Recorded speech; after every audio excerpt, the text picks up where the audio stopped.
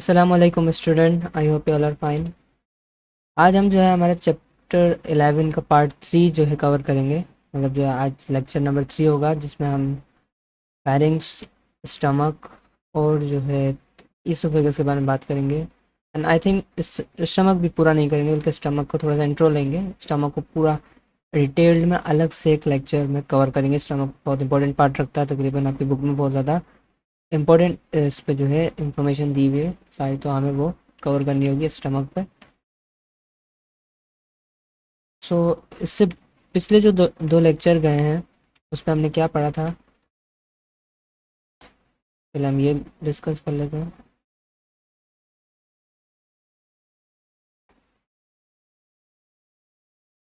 तो हम जो है ये तीन पार्ट कवर कर, मतलब दो पार्ट हम फर्स्ट लेक्चर में कवर कर चुके थे, human introduction and human type of digestive system. Then फिर डाइजेशन प्लेनेरिया हमने लास्ट लेक्चर में कवर किया था, amoeba and planaria. And human digestive system को स्टार्ट किया था, माउथ के बारे में जाना था, ओरल कैविटी, तकरीबन 40 मिनट का लेक्चर उससे अब हो गया था, इसके बारे में हमने बात की थी। एंड आज जो हमें स्टार्ट करना है, मतलब अभी हम जो है सिर्फ इतने रीजन को कवर करा है। अब हम जो है आगे चलेंगे फेरिंग्स में, और यहाँ पे जो आ जाते हैं सैलिवरी ग्लैंड्स, इनको लास्ट में अलग से, जो पेनक्रियाज है इनको भी सब सारे ग्लैंड्स को अलग, ब्रूनर ग्लैंड, तो ये सब जो है ये सबको अलग से, गाल वो लिवर गाल ब्लैडर को साथ में एक साथ लास्ट में कवर करेंगे, जितने भी ग्लैंड्स हैं, एसेसरी ग्लैंड्स हैं। इसलिए जो हमारा जो सेकंड लास्ट पार्ट होगा वो एसेसरी ग्लैंड होगा। और अभी हम किस पे चल रहे हैं, अभी हमारा ह्यूमन डाइजेस्टिव सिस्टम चल रहा है। एंड उसके बाद लास्ट जो मतलब होगा वो होगा डिसऑर्डर्स। नाउ जैसे हमने अमेबा के बारे में पढ़ा, प्लेनेरिया, इनके बारे में बिल्कुल डिटेल बात की, माउथ के बारे में, ओरल कैविटी क्या होती है, एंड मतलब पूरी एनाटमी के बारे में, फिर फिजियोलॉजी के बारे में भी आया, तो हमारा हमारा हमारा जो है टारगेट रहा। देन टंग, आफ्टर दैट अब हम जो है स्टार्ट करेंगे pharynx. What is pharynx? Okay.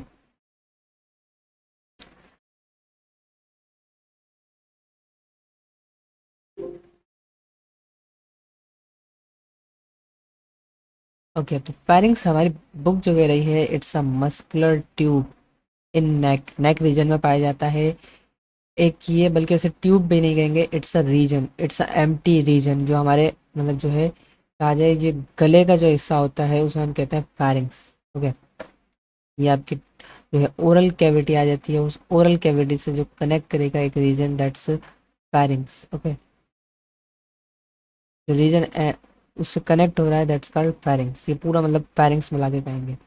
Pharynx connect किससे करता है? फेरिंग्स कनेक्ट है माउथ से, फेरिंग्स कनेक्ट है नोज से, फेरिंग्स कनेक्ट है आपका लैरिंग्स, थ्रोट। सही है, जहाँ मतलब जो लैरिंग्स कह सकते हैं, जहाँ से आप वोकल कॉर्ड है, जहाँ से आपकी आवाज़ आती है, और वहीं से आपकी सांस की नाली जाती है। एंड ईसोफेगस, जहाँ पे खाने की नाली जाती है, जहाँ से आप खाना खाते हो, मतलब जहाँ पे आप खाना जाके डाइजेस्ट होता है।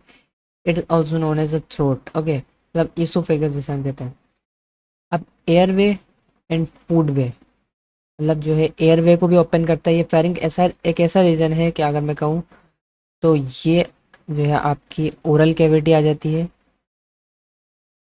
और ये एक ओपन एरिया आ जाता है, यहाँ पे ओपन रीजन आ जाता है, दैट्स कॉल्ड फेरिंग्स, जो आपकी नोज से भी कनेक्ट होगा, और जो है नीचे ओरल कैविटी से भी कनेक्ट होगा, और नीचे की साइड लैरिंग्स और ईसोफेगस से भी कनेक्ट है। तो हम कह सकते हैं कि भाई जो ये एंटीरियरली कनेक्टेड है with nasal cavity, oral cavity, but posteriorly connected है किसके साथ? ट्रैकिया के साथ या लैरिंग के साथ और ईसोफेगस के साथ। नॉट में देखेंगे और इसी में समझ में आएगा। ये आपका ट्रैकिया हो जाता है, इसी के आगे की साइड हो जाता है वो ईसोफेगस, ये दोनों एक साथ लगे हुए होते हैं। ओके, अगर ये ट्रैकिया है तो फिर इस तरह से ईसोफेगस आ जाता है, ईसोफेगस। ओके, इस तरह से इसकी ओपनिंग को हम कहते हैं गलेट।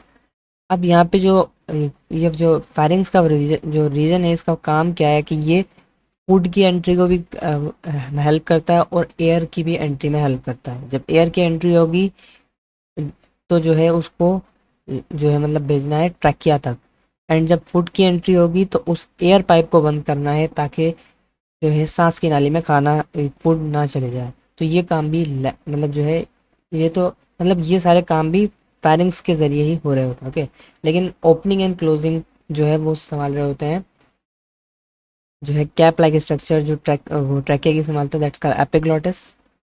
अगर बात की जाए स्पीच में, तो वो हेल्प करता है, जो वो लैरिंग्स हेल्प करता है इन वॉइस प्रोडक्शन में, उससे भी कनेक्टेड होता है। देखो यहाँ पे लैरिंग्स अब कनेक्टेड जो किसमें हेल्प कर रहा है, वॉइस प्रोडक्शन में। ओके, अब स्ट्रक्चर देखें तो इसका फनल लाइक कह सकते हैं, या फिर एक कहें चैम्बर कैविटी, खाली कैविटी, सही है।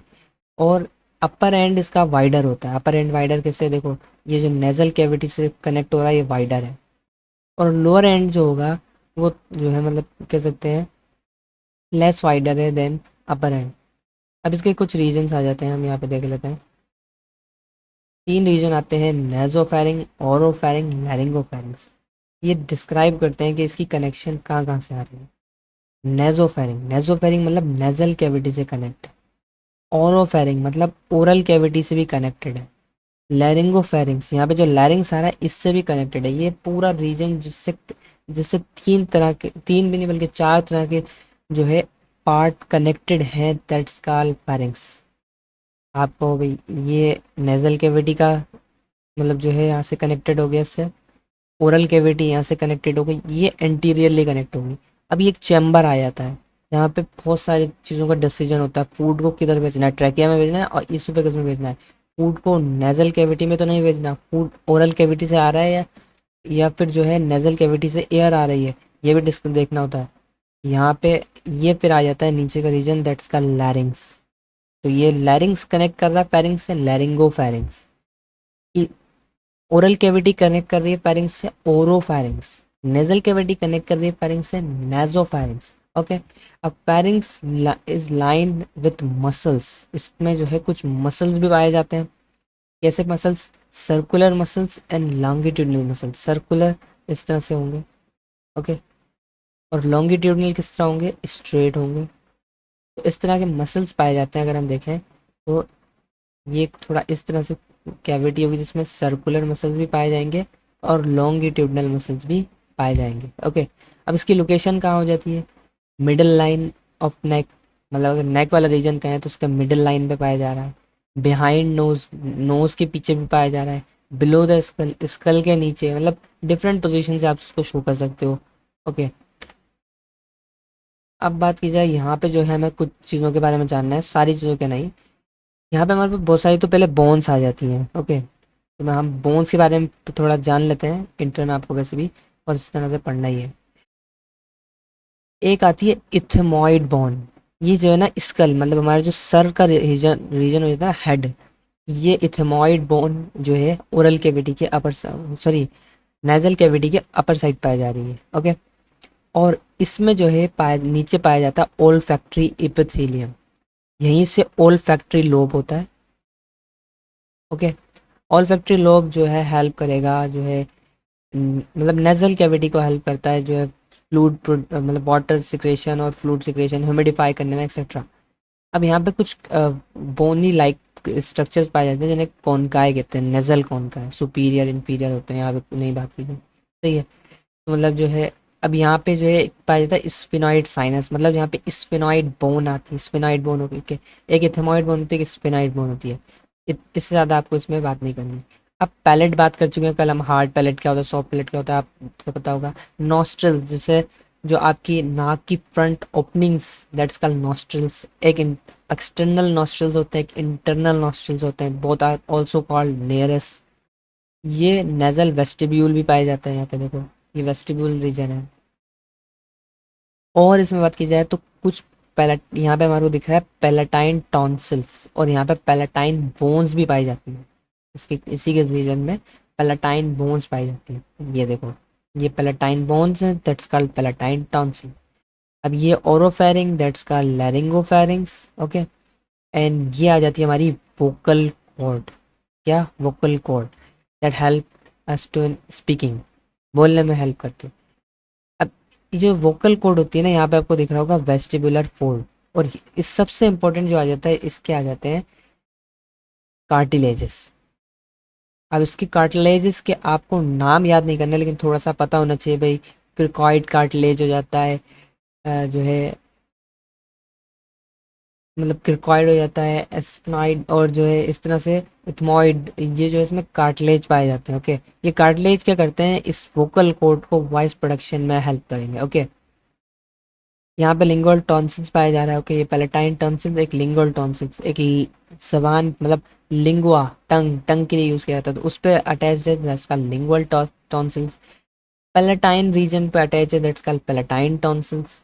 एपिग्लॉटिस, अच्छा एपिग्लॉटिस लिड लाइक स्ट्रक्चर, जो क्या करेगा, जो कवर करेगा, किसको कवर करेगा, जो ग्लॉटिस को कवर करेगा, मतलब ये एयर वे, मतलब ट्रैकिया के अंदर एयर को मतलब फूड को एंटर नहीं होने देता, सांस की नाली में खाने को नहीं जाने देता, that's epiglottis, very important. Okay, एक और चीज सबसे इंपॉर्टेंट है, दैट्स आर हायोड बोन, कुछ बोन है जो डाइजेस्टिव सिस्टम के साथ भी अगर आप पढ़ते हो तो आपको हेल्प करता है। ओके, तो यहाँ पे एक तो थायराइड कार्टिलेज भी पाया जाता है। कार्टिलेज एंड बोन्स के बारे में सबसे इम्पोर्टेंट जो जगह मतलब जो बात होती है वो इंटर नहीं होती है, और उसमें आपको दोबारा से बात पढ़ाई जाएंगी जब आप उसको और ज़्यादा अच्छी तरह समझ पाओगे। ओके, तो ये हायोड बोन जिससे आपकी टंग अटैच्ड होती है। Okay, U shape bone, hyoid bone, tongue attached होती है, क्वेश्चन बन सकता है, बुक में डायरेक्ट लाइन दी हुई है। ओके, और ये जो है यूवुल्ला है, जो है इस तरह से हैंग हो रहा होता है, तो ये जो है इस तरह से नेजल कैविटी को ब्लॉक कर देता है पार्शियली फॉर सम टाइम, थोड़े से टाइम के लिए,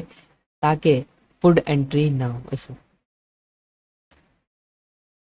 ओके, यहाँ पे pharyngeal tonsil etcetera, tonsil different different type के हो सकते हैं, डिफरेंट रीजन में पाए जाते हैं, और इनका मेन पर्पस जो है इम्यूनिटी में भी, जो मतलब एक इम्यून को इम्यून प्रोवाइड करने में बहुत अहम रोल प्ले करते हैं। ओके, नाउ अब द प्रोसेस आ रहा है स्वैलोइंग। स्वैलोइंग माने निगलने का अमल। अब इसको जो है एक और नाम दिया जाता है, दैट्स कॉल्ड डिग्लुटेशन। डिग्लुटेशन को भी क्या कहते हैं, स्वैलोइंग। अच्छा, अब जो फूड हमने जो माउथ में बनाया, माउथ में क्या होता है, माउथ ओरल कैविटी में,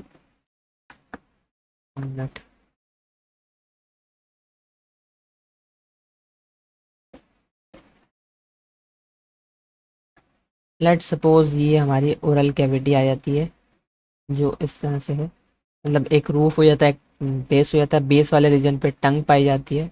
ओके, अब इधर जो है हमारे को तीत भी मिल जाते हैं, क्या, दांत। तो मैं सारे ड्रॉ तो नहीं कर पाऊंगा, बस मैं थोड़ा सा कंसेप्ट देना चाह रहा हूँ, तीत। ओके, तो ऊपर भी तीत होता है, नीचे की साइड भी तीत होता है, मतलब हम तीत के बारे में कल अच्छी तरह पढ़ चुके हैं। इसी के साथ साथ जो टंग के बेस पे जो है इस तरह से डक्ट एक पाई जाती है, एक फ्रंट में एक इस तरह से डक्ट पाई जाती है। ओके, और जो है एक इस तरह से भी आपकी डक्ट आ रही होती है चिक वाले रीजन के करीब से। ओके, तो ये कुछ डक्ट्स होती हैं जो किसकी होती है, सेलेवरी ग्लैंड। सेलेवरी ग्लैंड जिसमें सलाइवा बनेगा, थूक बनेगा। थूक का सबसे इंपॉर्टेंट फंक्शन क्या है कि आपके मुंह में मतलब जो माउथ में जो है ओरल डाइजेशन कराना, सही है, मतलब जो है इधर ओरली जो आपका फूड डाइजेस्ट होना स्टार्ट होता है। अगर क्वेश्चन आए भाई के फूड डाइजेशन कहाँ से स्टार्ट होती है, तो वो होता है माउथ, मतलब आप जब खाने को मुंह में रखते हो तो डाइजेशन स्टार्ट, जब आप उसको चबाओगे, मैकेनिकली डाइजेस्ट करोगे, तो उसे हम कहेंगे मैकेनिकल डाइजेशन। उस फूड को तोड़ोगे, उसको ब्रेक डाउन करोगे छोटे छोटे पीस में, तोड़ दिया, फिर ये सैलिवरी ग्लैंड वहाँ से सलाइवा रिलीज कर रहे होंगे। उस सलाइवा में क्या होता है, उस सलाइवा में डिफरेंट चीज़ें पाई जाती हैं। सलाइवा के बारे में हम सलाइवरी ग्लैंड में अलग से पढ़ेंगे। ओके, सलाइवरी ग्लैंड, अब सलाइवा में जो है बात की जाए तो सलाइवा में जो है पाया जाता है टाइलिन। टाइलिन माने सलाइवरी अमाइलेस, मतलब जो है कार्बोहाइड्रेट डाइजेशन स्टार्ट करेगा। अच्छा, प्रोटीन डाइजेशन यहाँ पे स्टार्ट नहीं होगी, प्रोटीन की डाइजेशन जो होगी वो होगी कहाँ पे, आपके स्टमक में। बट टाइलिन मतलब जो सलेवरी अमाइलेज है, ऐसे। ओके, ये जो है स्टार्च को तोड़ना स्टार्ट कर देता है, तो मतलब कार्बोहाइड्रेट डाइजेशन कहाँ से स्टार्ट होती है, that's from the mouth. Oral cavity में डाइजेशन स्टार्ट हो जाती है। टाइलिन ये एक एंजाइम है जो रिलीज करता है सलाइवरी ग्लैंड, सलाइवा से निकलेगा साथ, और जो है कार्बोहाइड्रेट की डाइजेशन कराएगा। इसी के साथ साथ यहाँ पे बहुत सारे लाइसोजाइम पाए जाएंगे। लाइसोजाइम क्या करेंगे, वो बैक्टीरिया को किल करेंगे। बैक्टीरिया कोई ऐसा पैथोजन की एंट्री ना हो जाए तो उसे किल करेंगे माउथ में। और बहुत सारे हीलिंग फैक्टर्स पाए जाते हैं, जो अगर आपने देखा होगा भाई, अगर आपके माउथ में चोट लग जाती है तो आपको मतलब जो है वहाँ पे कोई जो है मेडिसिन या कोई ऐसी दवाई जो है जेल वगैरह यूज़ नहीं करनी होती है। आमतौर पर अगर हमारी स्किन बाहर की कोई डैमेज हो जाती है तो हम उस पर जो है कोई जेल लगा लेते हैं, कोई इस तरह का जो मतलब कह सकते हैं मेडिसिन वगैरह यूज़ कर लेते हैं, क्रीम यूज़ कर लेते हैं, जिससे क्या होता है कि वो हील हो जाता है। लेकिन माउथ में हम ऐसा नहीं करते, क्योंकि माउथ में जो है ये हीलिंग प्रोसेस वो खुद मतलब सलाइवा के ज़रिए होता है। ओके, तो सलाइवा इसमें बहुत अहम रोल प्ले करता है। लाइसोजाइम पाए जाते हैं और एक्सेट्रा थिंग्स इसमें पाई जाती हैं सलाइवा में। आगे हम डिस्कस करेंगे। अब ये जो सलाइवा होगा इसको फूड के साथ मिक्स कर दिया जाएगा। कैसे मिक्स होगा? हमारी ज़बान जो है वो मिक्स कर देगी इसको। ओके, जब इसको ज़बान मिक्स कर देगी, उसको आप दांत से मैस्टिकेट कर लोगे तो एक बॉल लाइक स्ट्रक्चर बन जाएगा। उस बॉल लाइक स्ट्रक्चर को कहोगे bolus. What's called? It's called bolus. ये बोलस जो है पार्शली डाइजेस्ट कह सकते हैं फूड है, जो अब कहाँ जाने वाला है? जाने वाला है आपके स्टमक में। अच्छा, ये बहुत इंपॉर्टेंट है कि आपका एक कोई भी फूड खाते हो उसके डिफरेंट रीजन में डिफरेंट डिफरेंट नाम पाए जाते हैं। बुक इसको डिफरेंट नाम से यूज़ करती है। ओके, अगर मुंह में आपने फूड को अभी जो मतलब जो प्रिपेयर किया है, दैट्स कॉल्ड बोलस। अब इसको जो निगल के पेट में इस पे जो डाइजेशन होगी आपके स्टमक में, उसको कहेंगे काइम। पेस्ट बन जाएगा इस फूड का। फिर उसको इंटेस्टाइन में लेके जाएंगे तो वहाँ पे जो रिजल्ट बनेगा उसे हम कहेंगे काइल। एंड जब इंटेस्टाइन से लार्ज इंटेस्टाइन में सब प्रोसेस हो जाते हैं, जब वो इजेक्शन का टाइम होता है, उस फूड को निकालने का टाइम होता है, तो उसको कहते हैं फीजेस, स्टूल। ओके, कह सकते हैं फीकल मैटर, ये इसके नाम हो जाते हैं। तो मतलब फूड के डिफरेंट नाम पाए जाते हैं different region of digestive system. Okay, तो ये नहीं कहोगे कि भाई बोलस जो है स्टमक में पाया जा रहा, मतलब जो है इंटेस्टाइन में पाया जा रहा है, इस तरह से नहीं कहते। ओके, अब आ जाता है स्वॉलोइंग, डिग्लुटेशन, निगलने का अमल। इसमें क्या है, कह रहा है सफिशिएंट जब आप च्युइंग कर लेते हो, खाने को चबा लेते हो, तो फूड मिक्स हो जाता है सलाइवा के साथ। ओके, ओरल कैविटी जब वो मिक्स हो जाएगा तो वो उस फूड को इंजेस्टेड कर लिया जाएगा। कैसे? मतलब जो उसको निगल लिया जाएगा, बिकम, जब वो सॉफ्ट हो जाता है, फिर सॉफ्ट हो गया, लुब्रिकेटेड बॉल लाइक स्ट्रक्चर बन गया। ओके, उसको हम क्या कहते हैं? बोलस। उसको निगल लिया जाता है। किस तरह होता है? थोड़ा सा क्वाइट टिपिकल और डिफिकल्ट से लगता है प्रोसेस, लेकिन इतना ज़्यादा है नहीं। क्या होगा कि अब ये जो है ये वॉलंटरी एक्शन होता है स्वेलिंग, निगलना। अब टंग जो है अपवर्ड जाएगी, ये जो पीछे का जो हिस्सा है यूवुला, ये क्लोज होगा। नीचे की तरफ जो एपिग्लॉटिस होगा वो ट्रैकिया का जो मतलब ओपनिंग है उसको कवर करेगा, इस तरह से उसको कवर करेगा। ओके, एंड जो है जो अपर अपर ईजोफेगल स्फिंक्टर जो है वो क्लोज हो जाएंगे। ओके, और हम कह सकते हैं टंग जो है वो बिल्कुल ओरल कैविटी को ब्लॉक कर लेगा कि खाना माउथ से वापस बाहर ना आए। ओके, और फिर जो है जो अपर ईसोफेगल स्फिंक्टर है ओपन होगा, मतलब अब ओपन होगा जब उसको निगलने जाएंगे। जब निगलेंगे तो ईसोफेगल स्फिंक्टर ओपन हो गया, एपिग्लॉटिस ने उसको क्लोज कर लिया, और फिर फूड अंदर जाएगा, और जो है वो जो इनवॉलंटरी मूवमेंट करता हुआ नीचे जाएगा, जिसको कहते हैं पेरिस्टाल्सिस। वो आगे पढ़ते हैं। ओके, तो ये जो है प्रोसेस चलता है। दोबारा से करते हैं। क्या कह रहा है कि टंग अपवर्ड जाएगी, टंग अपवर्ड अपवर्ड गई, यू बुल्ला पीछे की तरफ, इस तरह से यू बुल्ला पीछे की तरफ जाके नेजल कैविटी को ब्लॉक करेगा, क्योंकि कहीं भी फूड और कहीं चले जाता है तो वो जो है नुकसान भी पहुंचा सकता है। ओके, तो अब जो है यू बुल्ला क्लोज हो गया। ये अपर ईसोफेगल स्फिंक्टर क्लोज था, क्यों? क्योंकि यहाँ से एयर जा रही थी। लेकिन अब बोल रहे हैं कुछ टाइम के लिए एयर को रोक दो, फूड की एंट्री करानी है, तो इस ईसोफेगल स्फिंक्टर को इस तरह से क्लोज कर ओपन कर देंगे, क्योंकि यहाँ पे देखो ईसोफेगल स्फिंक्टर इससे लगा हुआ है, इस तरह से अब ओपन हो गया। ओके, फूड इसकी तरफ आ रहा है, और एपिग्लॉटिस जो इस तरह से ओपन था, अब वो लिड लाइक स्ट्रक्चर इस तरह से क्लोज हो गया। ओके, ये इसोफेगस ने ग्लॉटिस को कवर करा। किसको? ग्लॉटिस क्या है? जो हमारा ट्रैकिया है, सांस की नाली है, उसकी एक ओपनिंग है, उस ओपनिंग को कवर कर लिया। और इसोफेगस की जो ओपनिंग होती है, जो जो खाने की नाली है, उसको कहते हैं गलेट, वो ओपन हो गई है। ओके, क्यों? क्योंकि ऊपर वाला स्फिंक्टर ओपन कर दिया गया है, अपर oesophageal sphincter.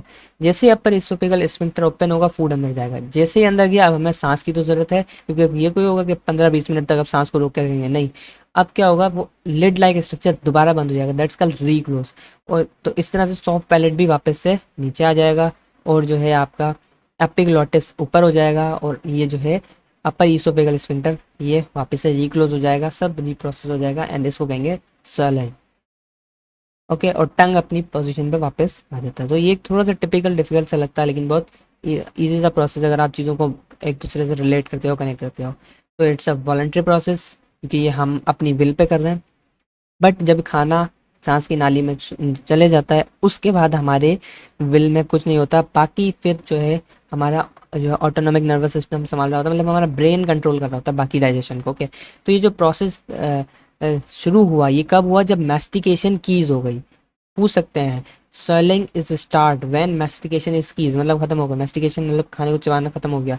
Then air passage way temporarily blocked, bolus को पीछे टंग भेजेगी इसमें फेरिंग्स में डिसीजन होते हैं चीज़ों का कि भाई ईसोफेग एपिग्लॉटिस बंद हो चुका है, अब ईसोफेगस से भेजना है। देखो ये सारे डिसीजन हो रहे हैं। ओके, और जो ये अपर साइड ना चले जाए तो ऊपर वो बंद हो गया, तो फेरिंग्स में फूड आगे रुकता है, इतने ज़्यादा टाइम के लिए नहीं, बस कुछ सेकंड्स भी के नहीं कहेंगे, नैनो सेकंड के लिए रुकेगा और फिर नीचे की तरफ चले जाएगा।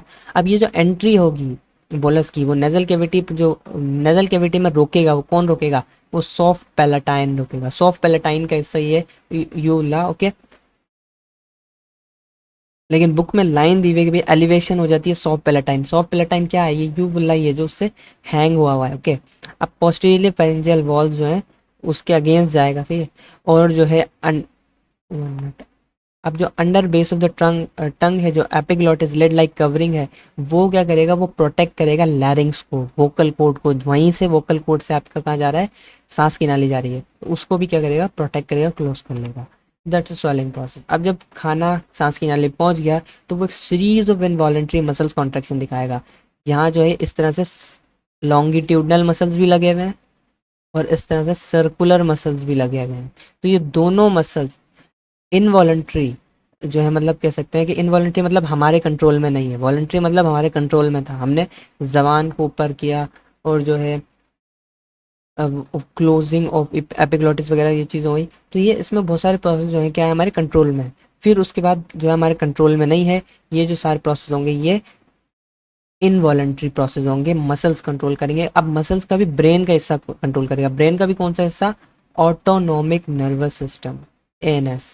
ऑटोनॉमिक नर्वस सिस्टम इसको कंट्रोल करता है।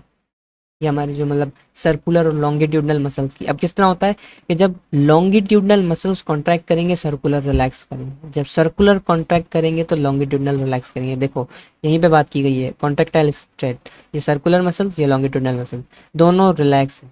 इसे कहेंगे मतलब ये जो है मतलब कह सकते हैं रिलैक्सिंग स्टेज। जैसे ही फूड आया, फूड इधर से क्रॉस होगा, नीचे सर्कुलर कॉन्ट्रैक्ट होगा। जब सर्कुलर कॉन्ट्रैक्ट होंगे इस तरह से, ओके, अब लॉन्गिट्यूडनल यहाँ पे रिलैक्स हो जाएंगे। ये जो लॉन्गिट्यूडनल होंगे इस तरह से लेंथ वाइज में रिलैक्स हो जाएंगे। ओके, लेंथ वाइज में रिलैक्स हो गए। अब जैसे लॉन्गिट्यूडनल कॉन्ट्रैक्ट करेंगे और सर्कुलर रिलैक्स करेंगे, फूड नीचे जाएगा।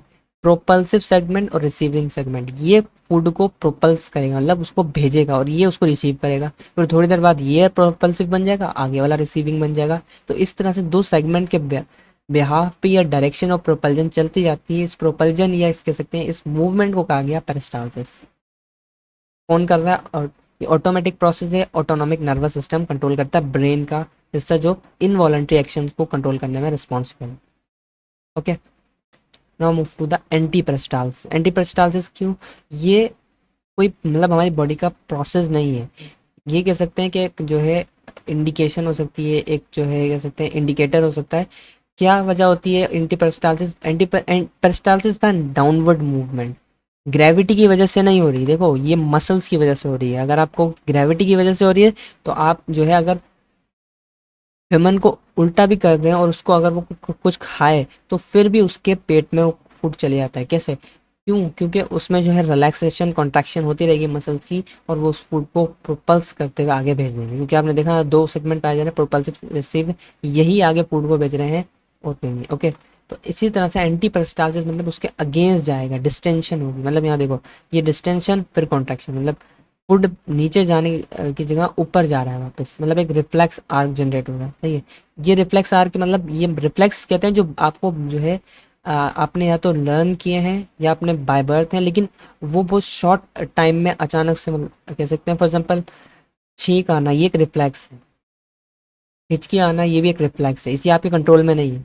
लेकिन ये बिल्कुल मतलब कि तो एक पूरा सीरीज ऑफ प्रोसेस होता है। कैसे होता है? ये पूरा रिफ्लेक्सेस होते हैं जो आपके स्पाइनल कॉर्ड भी से जो है रिलेटेड होता है, वो उसको कंट्रोल होती है। ओके, अगर कहा जाए इस ओवर ईटिंग हो गई, कुछ एबनॉर्मल मूवमेंट आपको शो होगी गट से। क्या होगा, स्टमक जो है उस फूड को नहीं एक्सेप्ट करना चाहेगा, क्यों, क्योंकि उसमें जो है कुछ भी हो सकता है भाई। फॉर एग्जांपल जो है ओवर डिस्टेंशन, बहुत ज़्यादा मतलब जो है एक्सेसिव जीआईटी इरिटेशन हो रही है, वहाँ पे ज़्यादा फूड खा लिया, या फिर कुछ टॉक्सिन्स पॉइजन्स आ गए, कोई बैक्टीरियाज वगैरह, तो मतलब सड़ा हुआ या ख़राब फूड था, बासी फूड था, वो खा लिया। तो एक इनवॉलंटरी मूवमेंट होगी, आपका स्टमक उसको रिजेक्ट कर देगा, उसको जो है स्टमक जो है, आपका स्टमक जो होगा ना इस तरह से होता है, सॉरी, स्टमक जो है इस तरह से होता है, तो ये क्या करेगा, ये कॉन्ट्रैक्ट कर जाएगा बहुत ज़्यादा, इस तरह से कॉन्ट्रैक्ट कर जाएगा, और इसमें से फूड को वापस रिवर्स डायरेक्शन में भेजा जाएगा, मतलब स्टमक इस स्क्वीज्ड, वर्ड यूज़ किया गया, स्टमक इज स्क्वीज्ड। अभी जो गैस्ट्रोफेरेंजियल स्फिंक्टर है, जो आपके जो गैस्ट्रोफेरेंजियल मतलब जो यहाँ पे जो स्फिंक्टर होगा, कार्डियल स्फिंक्टर होगा, ये रिलैक्स होगा, ओपन हो जाएगा, और यहाँ से अपवर्ड मूवमेंट होगी ईसोफेगस से, और वो फूड वापस बाहर आएगा। तो आप देखोगे वो पार्शली डाइजेस्टेड होता है, तो उसे के मतलब इस प्रोसेस को कहते हैं वॉमिटिंग, उल्टी आना। अच्छा, अब ये वॉमिटिंग आती है तो हमें इससे पहले ही थोड़ा फील होने लगता है भाई उल्टी आने वाली है, दैट्स कॉल्ड नोजिया कंडीशन, उल्टी जैसी कैफियत हो गई है, ठीक है। तो ये हमने कवर किया पेरिस्टालसिस एंड एंटी पेरिस्टालसिस। अब थोड़ा सा एक और बात कर लेते हैं ईसोफेगस। ईसोफेगस जो है एलिमेंट्री कैनाल का ही पार्ट है। ये क्या करता है भाई, जो है कनेक्ट करता है आपका थ्रोट वाला रीजन, आपका जो है पैरिंग्स वाला रीजन, उसको आपके स्टमक से, पैरिंग्स को, थ्रोट को, थ्रोट माने पैरिंग्स गले वाला रीजन, इसको स्टमक से कनेक्ट कर रहा है, ओके। और जो है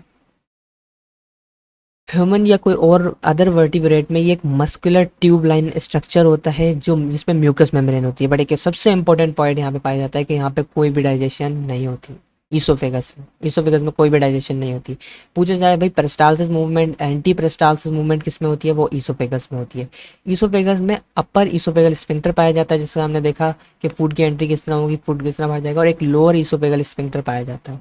फिर इसी के साथ एक स्फिंक्टर कनेक्ट, मतलब कह सकते हैं इसी स्फिंक्टर को एक और नाम भी दिया गया है, दैट्स कॉल्ड कार्डिक स्फिंक्टर, या कह सकते हैं कि भाई इसी के साथ एक स्फिंक्टर पाया जाता है जिसका कॉल्ड कार्डिक स्फिंक्टर। अब ये स्फिंक्टर करता क्या है, ये स्फिंक्टर स्टमक में एंट्री कराएगा फूड की, ओके, फूड की क्या कराएगा, एंट्री कराएगा। दूसरी चीज़ बात की जाए कि ये जो एंटी पेरिस्टालसिस मूवमेंट मतलब जो टाइम आता है उसमें ये रिलैक्स भी होने का काम करता है, ओके।